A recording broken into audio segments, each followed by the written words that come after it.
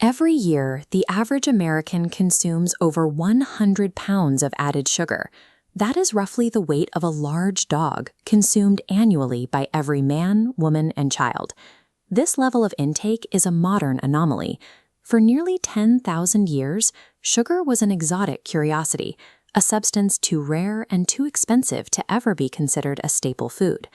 In medieval Europe, apothecaries kept sugar locked behind their counters, right alongside opium and rare spices.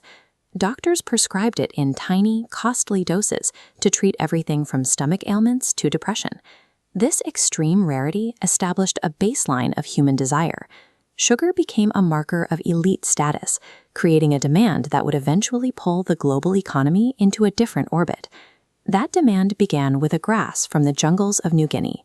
For thousands of years, the only way to enjoy its sweetness was to chew on the raw, fibrous stalks for a quick burst of energy. The shift occurred in ancient India around 3500 BC.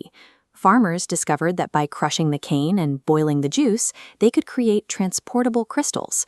Sugar was no longer tied to a perishable stock. It was now a product that could be stored and traded. Arab traders later refined these techniques, producing whiter, more stable crystals. When European crusaders encountered this refined sweetness in the Levant, they returned home with a taste for what they called a most precious product. But the European climate created a bottleneck. Sugarcane absolutely requires tropical heat and moisture to grow, conditions that simply do not exist in the fields of England or France. Venice exploited this limitation, importing raw sugar and refining it in their own facilities to maintain a monopoly. The profits were so high that English monarchs tracked their sugar inventories with the same precision modern governments use for gold reserves. This clash between soaring European demand and a total reliance on foreign supply lines created an economic tension that would eventually lead to the colonization of the Atlantic. To bypass the Venetian monopoly, European powers began establishing their own sugar plantations on newly colonized tropical islands. They found the perfect soil and climate in the Caribbean and South America. The processing of that cane was a mechanical hell. During the harvest, mills ran 24 hours a day. Workers fed cane into grinding rollers in suffocating heat, often risking the loss of limbs to the heavy machinery. Plantation owners viewed the labor through a cold economic calculus. They determined it was more profitable to work enslaved Africans to death and buy replacements than to provide the food and rest required to keep them alive. This system was so lethal that the average life expectancy for an enslaved person arriving on a Caribbean sugar plantation was just 7 years. The wealth generated by this brutality was immense.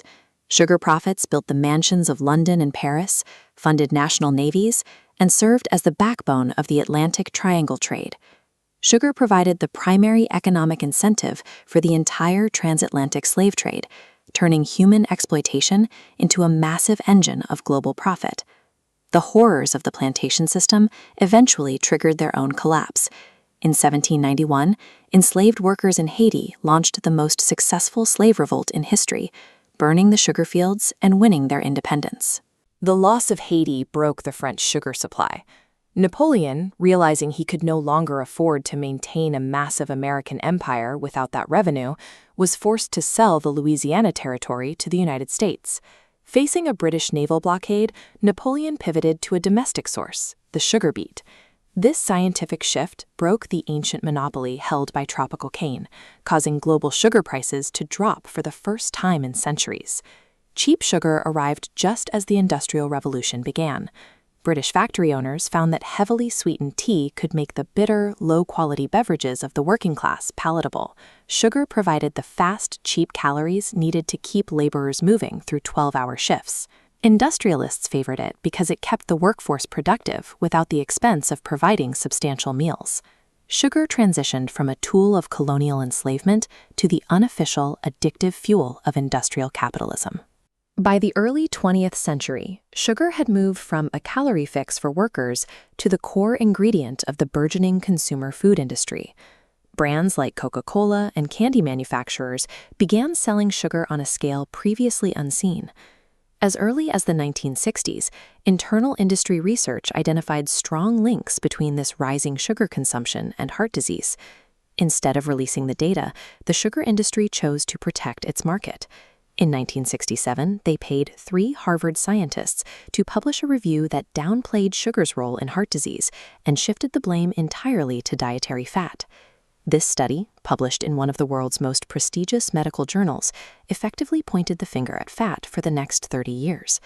Food companies responded by stripping fat from their products and replacing it with massive amounts of hidden sugar to maintain flavor, marketing these low-fat items as heart-healthy choices. This manipulation of scientific consensus shielded industry profits for decades, while the public adopted dietary habits that have since driven obesity and heart disease rates to their current levels. In the 1970s, the sugar supply shifted again with the invention of high-fructose corn syrup. Born from government agricultural subsidies, this liquid sweetener was even cheaper than refined cane sugar. Major corporations rapidly made the switch. High-fructose corn syrup was easier to transport and blended effortlessly into processed foods, further reducing production costs. Because it was so inexpensive, sugar began appearing in savory staples where it had never been before: pasta sauce, bread, and salad dressings. This chart shows the global sugar consumption spike since the 1970s. Simultaneously, over 42 million Americans now live with these conditions. Some countries have started to push back. Soda taxes in Mexico and the UK have successfully reduced consumption, prompting manufacturers to lower the sugar content in their drinks to avoid the levy.